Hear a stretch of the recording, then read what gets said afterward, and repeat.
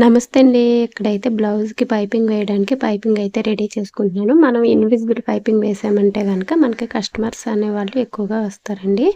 అలాగే ఇక్కడ నేను మీకు ఒక 3 సారీస్ అయితే చూపిస్తున్నాను. ఈ మధ్య ఈ కలర్ కాంబినేషన్ అనేది బాగా ట్రెండ్ అయిందండి. వైలెట్ కలర్ అలాగే యెల్లో కలర్ అనమాట. ఈ 3 కూడా ముగ్గురు సెపరేట్ కస్టమర్స్ అనమాట. ముగ్గురు ఒకే ఫ్యామిలీ వాళ్ళు కూడా కాదు. ముగ్గురు సెపరేట్‌గా.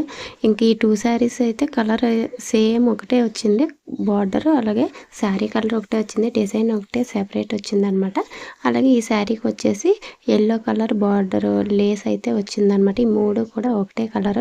ఈ 2 కలర్ కాంబినేషన్స్ కూడా ఇప్పుడైతే చాలా ట్రెండింగ్‌లో అయితే ఉన్నాయండి. అలాగే నేను మీకు ఈ 2 కాకుండా ఇంకొక శారీ కూడా చూపిస్తున్నాను. చూసారు కదా! ఈ శారీ కూడా మనకి ఆన్‌లైన్‌లో కూడా ఈ శారీస్ అనేవి ట్రెండింగ్‌లో ఉన్నాయి కదా!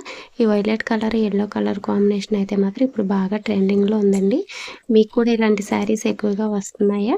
కామెంట్ అయితే చేయండి. నాకైతే ఈ శారీస్ 4 శారీస్ అనమాట ఇప్పటికే కలర్ కాంబినేషన్ అనేది వచ్చింది. అలాగే నేను ఫస్ట్ పైపింగ్ రెడీ చేశాను కదా! ఆ బ్లౌజ్‌కి అయితే ఇలా అయితే స్టిచ్ చేశాను. కట్ వర్క్ పెట్టి బ్యాక్ స్క్వేర్ నెక్ వస్తుందనమాట.